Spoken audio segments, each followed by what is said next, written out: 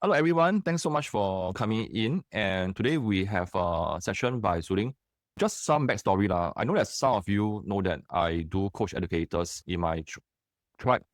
And then we have a big group of clients who we guide to value add to them so that they can move from around 3 to 5K to 10K. And through using ways that they resonate with them and also not to feel they are being pushed and also to attract higher quality clients. So today sharing generally to share with the tutors group to value add to you and to share what is actually working right now. So right now we are shooting today. So before I pass to her, actually what happened was 3 weeks ago, we actually tested, or rather she tested G post. It's a video reel and it went viral. And of course, along the way, the outcome is it didn't happen by chance. I think there's a lot of structures being implemented into this posting of reels that got it to work. And today we actually got Ling to be able to dissect whenever she can to share with us what are the things that work for her and how you can implement it. And I think times have changed also because now another week nearer to PSLE, another week nearer to O level. I think the method you need to tweak along the way. So Ling, now just introduce yourself and then I'll let you decide how you want to share. Hello, everyone. Thank you for joining the sharing. Sorry, I'll start off with by introducing myself. I'm Ling. I have been teaching English, primary and secondary English, for about 16 years now. My focus group is actually from P3 to Sec2 this year. And that was the structure that I set up actually somewhere end of last year. So actually, similar to, I think, many of you guys, I was still doing one-to-one tuition last year, even when I was in the journey with John, under his coaching journey. So I only decided to pivot to small group this year onwards. So along the way, there was some structure that I built in order to go along this journey and just, I did a very short slide. So I will use the slides to guide me. So this is what I'm using Claude. I use Claude to actually analyze what I've been doing for especially this particular sharing where the reel went viral and the structure that I built along the way in my small group. So this was actually the analysis that was done by Claude for my reel, the one that particularly went viral. I think at the current stage, it has about 20K views. And this was the number of accounts it reached and the amount of interaction. So actually this completely happened in the week that I was in China. And I wasn't prepared for it because I released the reel right before I went to China, thinking that I was like, I'm going to have a relaxing trip. Let's do the reel, share and see who will sign up. And I will just enjoy my trip. And before the very busy PSLE season, so I didn't expect that throughout I was still doing this. I was still like attending to queries. So before the end of the trip, I had already filled all my oral masterclass seats because oral is coming up in August. So that was also the reason why I was pushing out the reel just before I went China in the first week of July. Again, this one is another analysis of where the attention actually went. So from the reel itself, later on I'll share the page with you and also the insights where you can actually take a look at the engagement on your particular reel itself to see what actually works. Because I actually use the insights from each reel that I do post to give me some idea and feedback as well on what I can do for future reels and post and engagement. So this was actually some of the things that went. So I guess this one is what most people will be more interested in. So for the masterclass itself, what I filled up all my 16 seats. I only have 16 seats for 2 classes because my initial intention was actually to cap like what I did for my June masterclasses. I only wanted 6 per class. John pushed me to go on to 8 seats per class and see whether I can handle it. So my first week of oral just went past and I think it was pretty because it's just adding on more 2 seats. So it's a bit like expanding my comfort zone as well. So I filled out my 16 seats. So initially my intention was I was only going to open this masterclass firstly to value add to my own students. So I actually saved 6 seats for them because I have 6 students right now. So I was going to save 6 seats for them. And I already told the parents that I have this class and I'll like my regular students to join free. So this is how I was going to value add.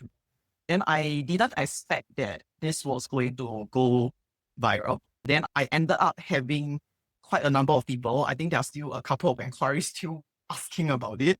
But I just kept off. Once I reached my cap, I just stopped as well.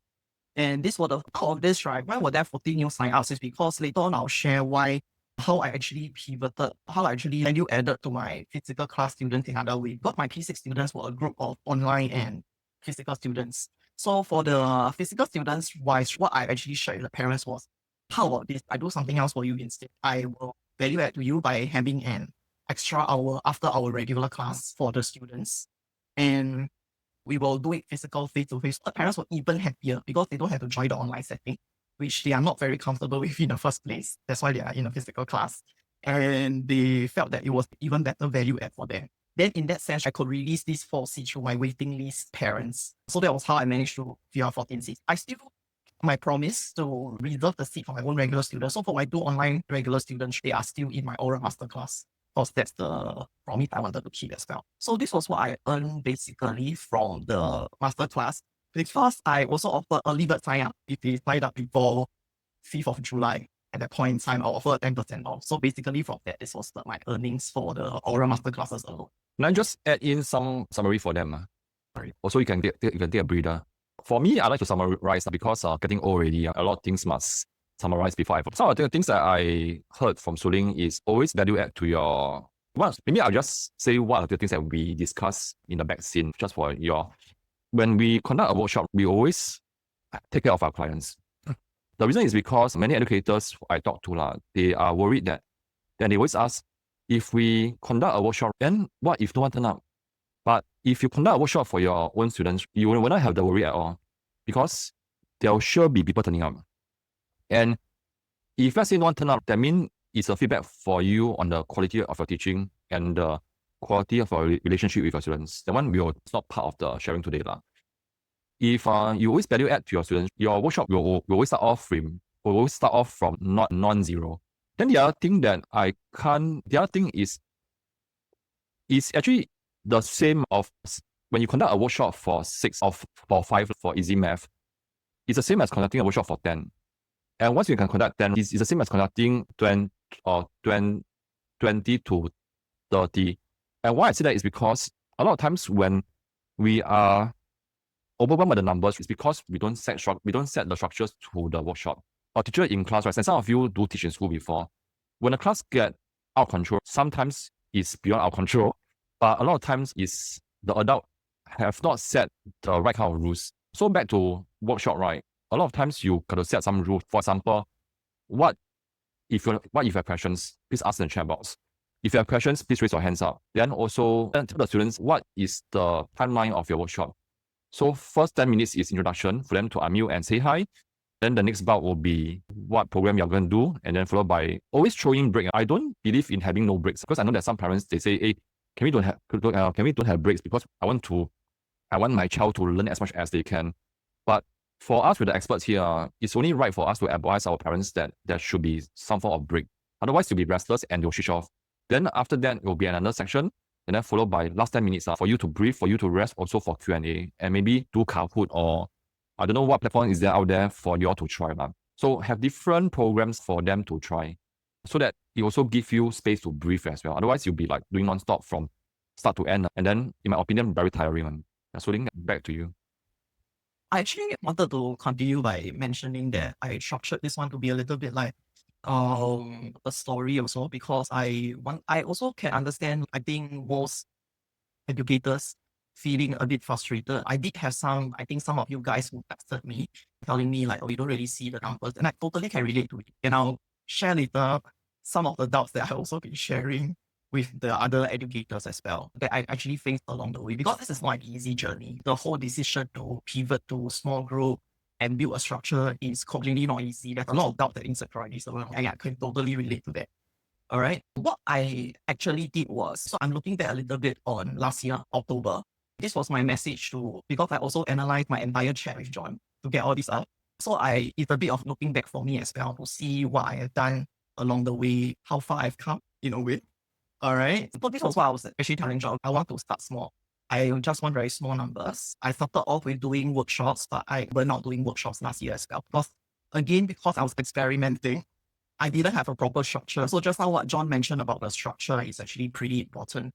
And with the lessons that I had last year conducting workshops, I brought them into this year when I was conducting workshop, and I can see the change, the shift as well. whether it's in my energy towards conducting the workshop and also the whole structure as well.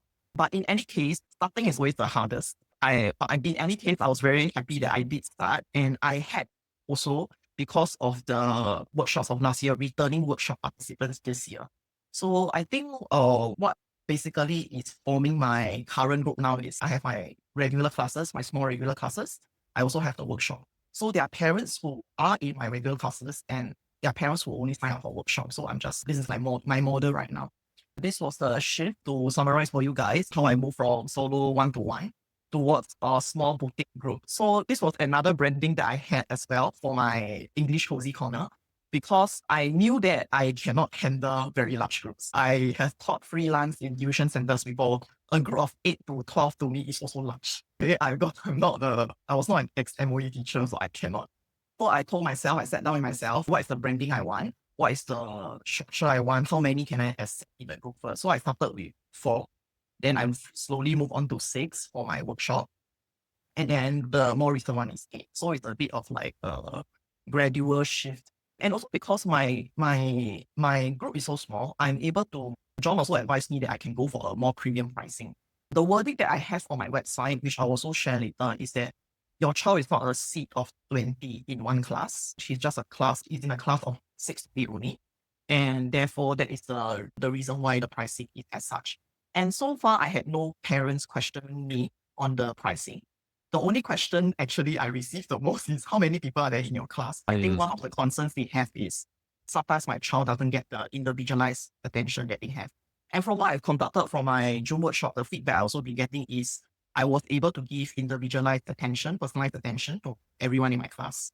So that works. So it doesn't have to be like some people like Coach John can conduct a class of 20.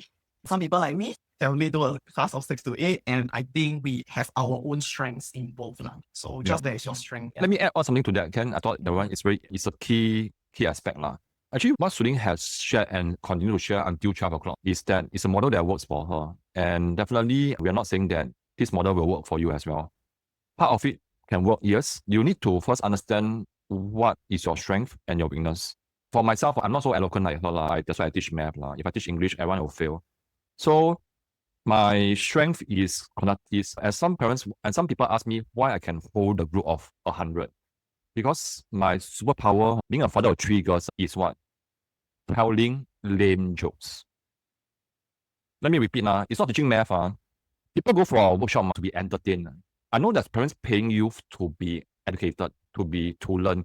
But children, attendees, likewise parents in the workshop, they want to be entertained.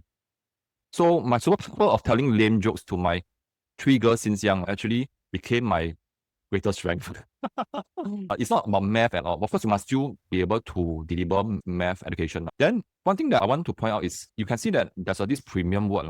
And the reason why when new clients come in, we push for premium is because we want you all to stand out naturally already. And of course, being premium also takes some inner work. Because many people, as much as they want to charge more, right? But personally, I believe we become who we are. We charge based on who we are. The higher the confidence, the higher you can charge. The higher you value your craft work, the higher you can charge. Which is why if you are looking at charging premium, first of all is to do some inner work first, be it meditation, go back to your religion, or go and look for friends or mentors who are more elevated than you, or look for my mindset coaches. Personally, for me, before I pass back to Suling, is up my price, which is I charge for 1 whole year for my P6s, and my P6 price range from 2,000 to 4,000 for the 9 months of work with me. And whoever come in, most of them pay 9 months upfront. And how is it being done? It's not just by plugging the price and changing the payment button. It's about doing inner work first.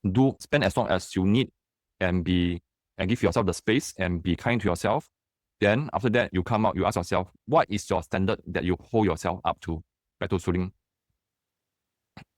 So this was like one of the messages that I sent to John. This was like what he mentioned. I think the shift in mindset is so very important. Last year, just to give an example, last year I was charging as low as $50 per seat for my workshop because I just wanted the experiment. And also because at that point in time, I think while working on my mindset, I wasn't really sure that I can charge this kind of pricing. So I will later on share how I move on to a more premium pricing, starting with the June masterclasses and how actually the shift in the positioning of my workshop to masterclass brought me to this. So last year I was charging $50 per seat, right? So this year for my June masterclass, I was actually charging $150 per session per seat. And each class is 2 hours. So That's 3 times more, is it? That's 3x, is it? And I didn't get a question on it. Oh my gosh. So 3x across 6 months. If you didn't tell me, I don't know that you it was 3x. also due to your coaching. Yes, I must bring it back to John. So that is one. It is definitely, like I mentioned, so these were actually some of the messages I was sharing with some of the educators I knew who actually DM me, PM me, and I know they have the same doubts. Because I have the same doubts. That was when I started feeling very burnout because I didn't have a structure in plan yet, even though I was just running my schedule week to week, seeing where I have free slots and then just plugging in if I can do a workshop or things like that. Because at that point in time, I was just chasing numbers. So I think another very important thing that one of the educators, JJ, shared in her sharing this year was you attract, you don't chase. I think that was one of the biggest lessons I came away with this year. So because I was chasing numbers, I started to burn out sometime in December last year. But even then, I still decided to shift to a small group tuition because I know that if I don't start, I don't have something in place, then I'll never ever start. But that said, I also kept a couple of my one-to-one students just so that I have that buffer. So it's not like I totally, I let go everything. I did a gradual shift because I am solo. I don't really have people backing me up and things like that. So I need to do the gradual shift. I think this was one of my most down period in March because I was telling John that I actually felt very overwhelmed. I don't know whether it's correct. I think John can remember that. And I want to go back to one-to-one tuition. I don't want to do this small group anymore. Even though I already have the structure in place, I think that is the part that maybe a lot of the educators who are doing solo can relate to because I went through every single step of this, all this self-doubt, all this insecurity, all this is what I'm doing correct or not? That kind of feeling. And I think this was also the quote that really sat with me. This one was from the 19th century. I can't remember who it or what. The grass of patience is bitter, but you eventually produce and soft fruits. Of course, I think in this very results-oriented and we are chasing results society, it's very easy to forget that patience is really the key to anything. We keep telling our kids the same thing, but sometimes if you don't exercise it, this is what will happen. Just to add on, I think even for me, I forget. I'm also a human being. I also chase. But I think it's being in the like-minded group. A few days ago, we ate steamboat together and looking at the conversation that we have, I think also keep us grounded. Or CC correct. Then eat more steamboat so you get more grounded. I think other than that, I think I want to give credit back to Suling. In my experience of working with educators, of course, I myself also have 2 coaches and I paid for their service. One mindset coach and one business coach. And I think what I learned is some people, they will ask questions to get validation, which is while others ask questions so that they can clarify, so that they can implement. And I realized that I want to belong to the second group whereby I ask questions despite feeling fearful so that I can still implement. And I think what really helped me a lot in my journey of being coached, not coaching, in the journey of being coached by others is despite feeling fearful or anxious, right? I think there's also this huge trust in the process. But most importantly, the trust is not just in the process, but the trust is in yourself that you are able to make it through and achieve whatever you want in your life. And which is exactly what reminded me, it's the same thing that I've been telling my students. That, hey, you got this, you can do well for PSLE, you can do well for O-level. Then I'm thinking, since I'm telling my students, why don't I tell more to myself that I got this as well, I'm going to make it work. That's what I'm going to say. I wanted to say then, since you pay for 2 coaches, then I'm getting a very good deal. I got both business and mindset in one coach. Good student, thanks. But anyway, so that was it lah. That was basically some of the doubts that were coming. And I think John also shared the case of the science dad, Jace, who took 2 years to build his business. So to me, if someone like him with 6 kids can take time to build his business, then what about me? I'm kind of burdenless in a way. No kids, anything. So I told myself, really, I just need to carry through what I was actually setting out to achieve. So I think the corner turn for me really somewhere in May to June. This was what I was actually sharing, right? Again, another message to John, because of the model that I shifted. I was starting to see some results already because I think it's also the time period. It was reaching June. I filled up my first run of my master classes in June. That means the first week was totally filled up for P3, P6. And what I noticed during that period was that I was actually very surprised because I like to do a month by month comparison as compared to last year. I was actually very surprised because I actually had more time in June than I expected. Because I had this structure, I was teaching maybe Monday to Wednesday. Then the following, I was running my mock from Monday to Wednesday. So basically a bit free for me. I was still running some ad hoc, like maybe classes. But because most students are traveling, I had a bit more time to rest and spend time with my family. See my very cute niece and nephew, spend more time with them because some of the kids will go on month-long holidays as well. But at the same time, when I did a month-to-month comparison with last year, right? Last year, because I was still doing one-to-one and I was doing maybe 3 times a week with the same student, that kind. I was more tired. And actually, because of the model that I shifted to this year, I was actually surprised that I was still earning more in June this year as compared to June last year. It's really whatever John was actually saying was actually coming true. There was really like more cash, less energy spent, and more time to spend with your loved ones. So at that point in time, I still haven't reached 10K yet because, like I mentioned, I do have a cap. And also because realistically speaking, my second run of the workshop didn't cap. I have some sign-ups, but they were not capped.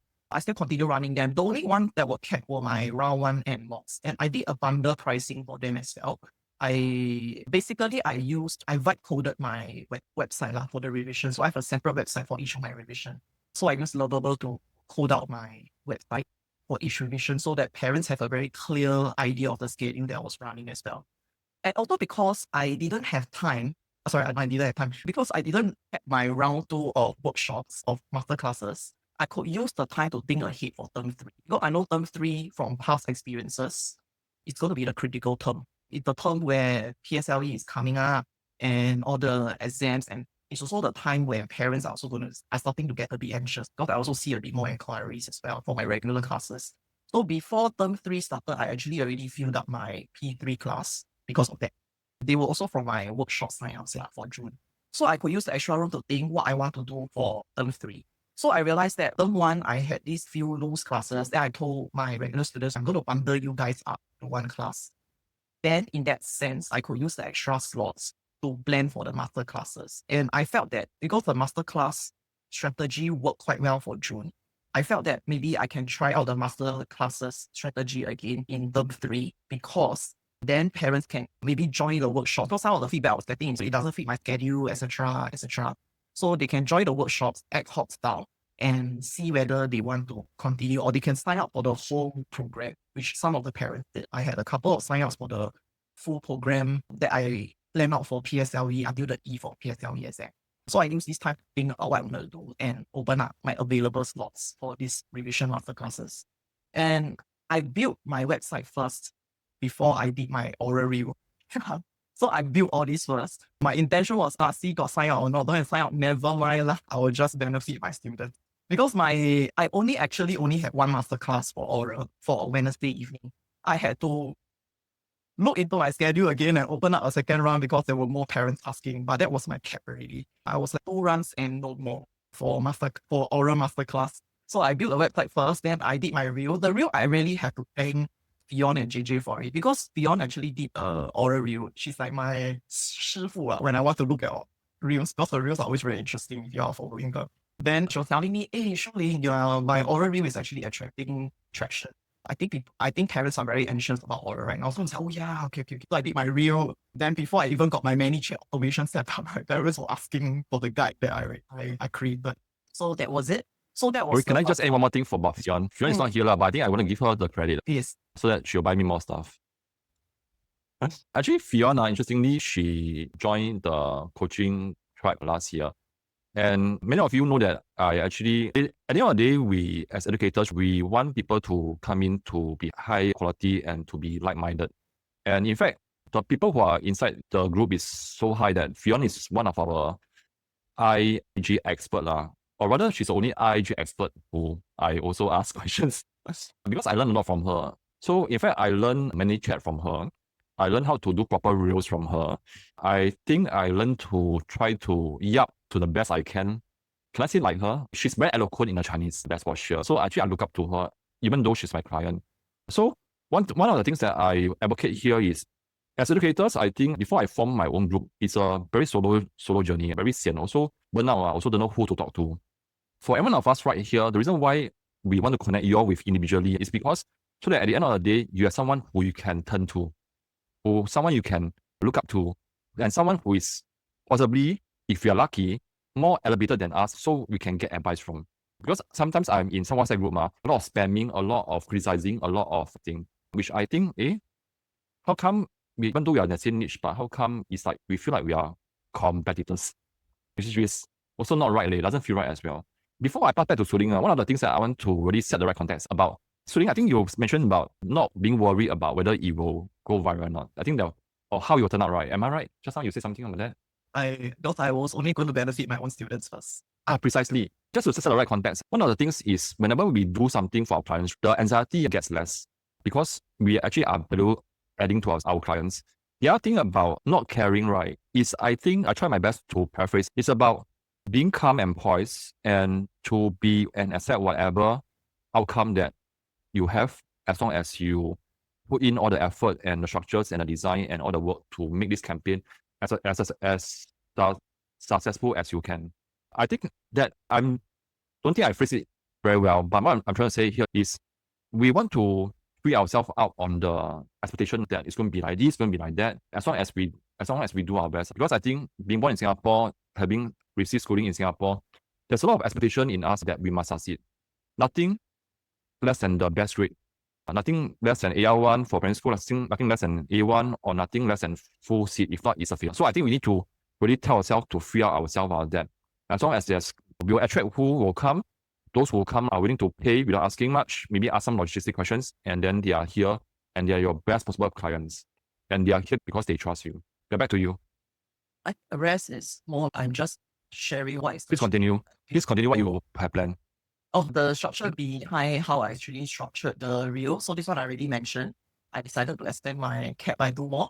Then I have a framework that I do teach my oral classes. So this one is what I teach my regular classes as well. So I put them, it's a bit like you don't have to worry about, you always have to create a new curriculum each time. It's really using what you know and then just reiterating it also to the students. Because sometimes I think when you're given too much knowledge, sometimes it just also doesn't really land. So reiterating some of the strategies over and over again also helps in retention.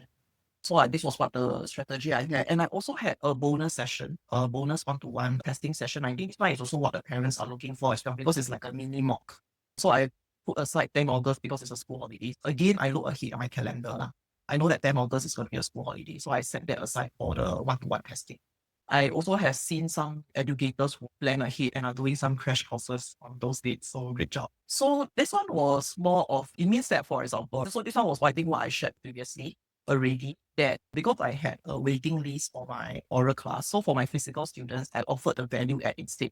And it made my parents even happier because they wanted the physical session actually more than the online free class.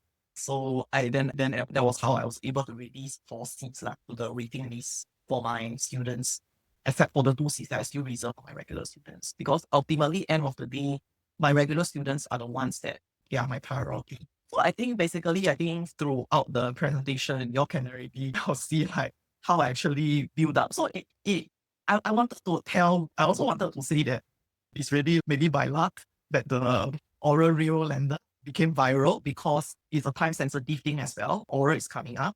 But at the same time, I was also using the feedback that I had from my past, whether it's my past failure, past feedback from other parents, etc., to actually build up what I had along the way. Later, I'll show you my IG page and you can see some of the posts that I do earlier that were just not landing. I was telling one of them that when I first started, I just had this static picture and a lot of words that nobody wants to read, that kind of thing.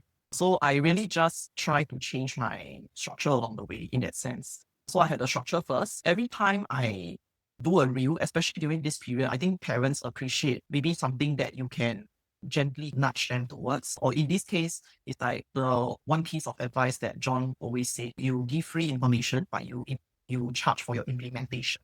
So that was what I did. I did up a 2-page analysis. I gave out free to all the parents of the oral teams. Then if it lands with them, if it's right with them, they want to sign up for my classes, then that's the next step lah.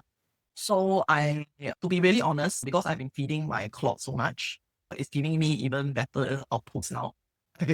I'm not a natural marketer, all right? I'm not marketing trained at all. So I have to use Claude to come up with my real scripts. Of course, I will edit a little bit along the way lah, because sometimes the language just sounds too AI already. So I will still use my own language to edit a little bit. So that was why the reel landed. So this was the results again. I was 20K view. I reached this number of account. I had to sign up a ManyChat Pro account to handle the automation, or else I have to keep on going in to send the guide. So that was the revenue generator and the seeds that I managed to fill. So going back to, so I will show you guys. I wanted to share that yesterday I discovered something, maybe from the desktop one is a bit hard to see, but if you all go into your Instagram app, right, and you go into the settings, right, there is this part where they have insights that you can actually look into, and they will tell you a breakdown of, I think it's something that my friends were sharing that they are trying to emulate. They were trying to copy TikTok a little bit. What are the insights that you have so far by month? What are some of the reels that you can look at to create? So that is something that I think can help you guys if you all really have no idea what to create as well. Anyway, it's something new for me. So this was my reel because of the oral reel. So this one was the one that had 20K views, right? Because of this one, I gained 400 followers. Sometime before me, my reach was only about close to 200 plus, about 200 plus. Because of that reel, there were more followers. There was an increase in the views of some of my other posts as well. But I realized that the ones that mostly landed, those that hit more than 1K views, are the ones that are really very time sensitive now. So because of this one, I did a part 2 on PSLE oral. And also because I want to fill up my seats for P3 to P5, because I actually also drew up a plan for my P3 to P5 revision masterclasses. So I did a reel for them. This is not really landing, maybe because parents are still a bit chill. So I decided, never I will just continue to do, because another thing I realized is one component or one nugget per reel is actually lands better than if you do a very generic one. So I decided to go into maybe a comprehension component or comprehension question for one reel. Then the other next one I did also is an analysis. This one I just posted yesterday. So the feedback is not too bad because I just posted yesterday night and I already got about 1K views, quite a number of comments because I did another analysis. So I already got some inquiries for this already this morning about my classes. That's why I also tell John's group as well, I think do time sensitive topics, what you feel is coming up. So currently right now what is coming up is WA3 and prelims, right? So I think parents will be a bit more anxious about things that they feel like maybe they can't really help their kids with. So this one is what is doing right now. As you can see I only started rebuilding my Instagram last year because before that I just let it cold lah. So last year my following was actually only double digit. I think only 3 followers. So I was doing all these big kind of posts. This one was like when I first started on my real journey. Also not so many because double digit. So recently I was doing a bit of housekeeping and I decided to park all the previous reels that I was doing as well, like important kind of like methods that we can share with parents into highlights. Because sometimes one of the feedback I was getting from some parents, sometimes they find it a bit hard to go back to the reel to help their kid. So that's why I decided to do a highlights and housekeeping like to categorize them so that parents can just click into the highlight if they want to find out more about compo or oral or paper. So this was a bit of thing that I did. So I think. Can I just share a bit more? You just say on this page, I will just share a bit more. Something that I learned personally is if you have gained some traction, right, new followers, and you can actually download your past videos and re-upload them. Then maybe with new captions, not new captions, new hook, new text on the thumbnail.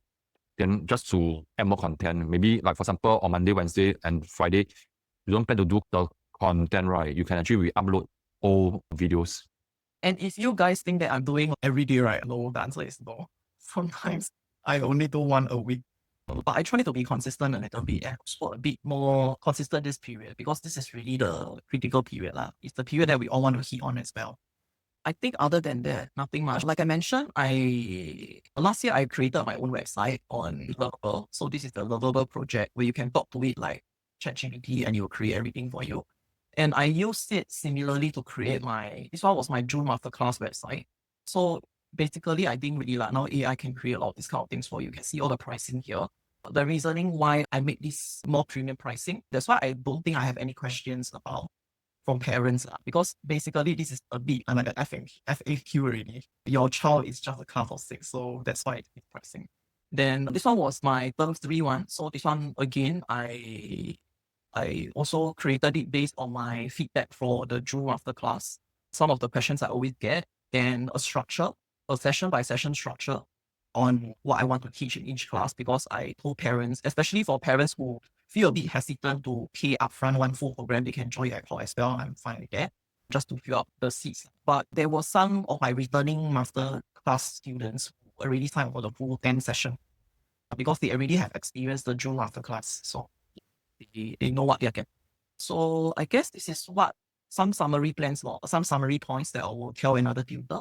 Always plan your program before you firm the content. So you're not rushing. Because this was a lesson I took away from last year as well. You're not rushing to think, hey, what am I supposed to give? Or if parents ask you, hey, do you have a class? Then at least you're prepared. Small and premium for me beats broad and cheap. So to me, having a boutique class, it fits my branding very well as well. Mine is called Cozy Corner. I have parents who text me and say, can I be a part of your Cozy Corner? So it's not a limitation. To me, it's the offer. And it's also because I'm a solopreneur. So I know my limitation as well. Maybe next time you can give them a soft toy as a bonus if you sign up early. I'm already making some. The middle of a pivot will feel very unproven. So trust a slow build. I'm an example of a snail and a turtle, really. Because in my first 2 months with John, I did nothing. I don't know what to do. I was very uncertain, etc. Some of our new clients now are way more driven than I was. But again, this one is everybody's personal journey. So trust a slow build. Sometimes the results will lag. And you will not see results, but just try to stick to it. So capacity for me is the lever also. So reallocating, and because of the feedback I was getting, I was able to make all these decisions. So it protected my revenue and also their experience. Like I mentioned, my physical class students were happier with the added on physical hour value. That's it for me. All right, let's leave the next 5 minutes for quick Q&A, if any. Put in the chat box. So personally, no, you can stop share. It can just be. So for me, I have some takeaways also as I look back. And I also can see what are the key aspects that differentiate why some tutors are struggling or they have big classes, but they also feel very tired. But I think at the end of the day, I would say that all educators are very smart people because that's why you come and teach, right? At the end of the day, I think it's about what you give the attention to. If you give your attention to stress will grow. If you give the attention to your personal well-being and you put yourself first, your space and revenue and your mind will be protected. Again, is it always smooth? The answer is no. That's why it's very important to be surrounded by like-minded people like all of you and who always look out for you. That's very important. 2 things that I just want to add on is the AI thing. Yeah, for AI, I understand that AI can be quite overwhelming for many of us, especially as some of us may say, hey, I'm already so busy with my work. I don't have time for AI. But looking back, it's also precisely because we are so busy with our work, right? That's why we need some assist. Either you do hiring and you train the people, and then you fire people and you retrain, fire people, and then you retrain, or you train your AI who can do your work 24/7, 365. No matter what, you still need to invest time inside. Yeah. The other thing that I realized for myself, I am a creator. I love to create books. I love to create processes. I love to create skills. Anybody here, you love creating worksheets? You love to create materials? Hands up if you are. I can see some smiles. Sometimes I can create non-stop. I realized that while we create something that my mentor also pointed out to me, and even though we pay for coaching services, we don't like people to point out the truth. So I was like, so what he said about me is, I love creating, but I don't spend much time on prospecting. Then when we dig a bit more, I don't like to be rejected. So what I want to say here is you can still create your materials, which I still love. But I think at the same time, if your client base is not growing for some of us, ask yourself, how much time do you actually prospect every single day? Because when you prospect right, then it's a needle mover, then your revenue will grow when people come in. when we don't prospect right, there's no point to complain how come our student base is not growing. Yeah, so something that if it aligns with you, take it. If it doesn't align with you, take it as just another comment from this podcast lah. So be mindful of the activity that you are doing every single day. And then if you're busy feeling very drained, something that I hope that it will really help you. Every quarterly, I will write out all the single tasks that I'm doing. Then I will break into 3 columns: eliminate, automate, or delegate. Delegate now can be to people or AI. Eliminate. Are we doing that same thing is because we feel we are comfortable with, or is it something that we've been doing for the longest time and we just want to hold it so dear to us? Sometimes it's because we are doing it, we don't have the time and space to think we actually am doing it. So my job is every week, every quarterly, I will just X away all the things that I don't want to do. How do you know? When you do it, you feel very sian, very, very frustrated. Whenever you think about it, you feel like, must do again. These are telltale signs that you must really get it away from your plate at least. The more you do, you know that it just drains you. And sometimes for some educators, they feel that it really drains them so much that when they go for class, they are not their best self. Delegate, automate now can be Zapier. Go and explore that. Zapier, Zapier. And then also now Claude can automate a lot of stuff. Delegate, for center owners, for some of you, you have teams, you have interns, you have colleagues, right? Then you delegate lor. No need to take out everything one month. Teaching wise, I think you just keep as much as you can. But dedication, all of us here can do one. You can delegate to some educations, some tutors, they rehire back their ex-students. Have you tried that before? I know some centers they hire them back as admin. Some they even hire them back as hire back to teach, Quite interesting, to auto assist. And some of them they don't mind to help is because they like you so much. Zapier, Zapier. Any questions that you want to ask about your current process? And for us, we are an open book. We will try our best to support. Any questions? If there's none, but of course you can still type in along the way. If there's none, so normally what I do for people who turn up is so you can see actually our Zoom got AI note taker inside. Do you set aside for time stream? Just one for a while. If all of you have my phone number, if you want a summarized version of what Ling shared, later I will do a summary with all the action steps and what you can do. Please WhatsApp me. Please WhatsApp me to my number. WhatsApp what? WhatsApp summary. And then I'll send it to you. It's for those who want, only for those who want. I will summarize and then based on the Phantom transcript, I will summarize. Okay, put a thumbs up if you want so that I know whether I need to do or not. Maybe no one wants, then I don't need to do. Please WhatsApp me a summary, then I know what. I will not send to everyone because I don't want to spam everyone. For my clients, you will no need to WhatsApp me. I will share straight in the WhatsApp group. That's it. Ling, Care Lab, I think it's Lashika, is it? Hey, wait. Who is Care Lab? Sorry. Who is Care Lab? Can you say your name so I know who you are? Shan. Shan is asking, do you set aside time for live stream? Personally, I don't. It's quite a waste of time. But Ling, what's your take? I don't at all. It's not my style. Even for real, I need to sometimes retake 1 or 2 times before I can land properly. I cannot speak on the go or impromptu like our dear Gen Z tutor JJ. Got no energy also. Do better. I do what I can do. So at the end of the day, you do what fits you. If you look at Suling's sharing, her model is not entirely what I guided her in. It's a model that's catered to her own strength, her weakness, her preference, her lifestyle. And she got this credit goes to her also because through many iterations across the past 12 months of not doing anything at the start and also doing something, and then end up. Ling, can you share with them how many webinars you did last year? I think between June and September, right? I think you went full force, and then how many you did? I did 22. That's why I burned out. Because I had no structure. It was experimentation stage. And for the fact that you did 22, I know that you burned out. Yes, I know. Because I was with you through our journey. But because of her data from 22 webinar, right? So now she has more headspace. She actually got to reiterate again based on feedback, and then she managed to get some data back again. Not all for P6, Shan. It was a mixture. It was P3 to P6. Because it was exam period. I don't know, it's lunchtime. I'm hungry already. If there's something else, Ling, thanks for your sharing. Very insightful as well.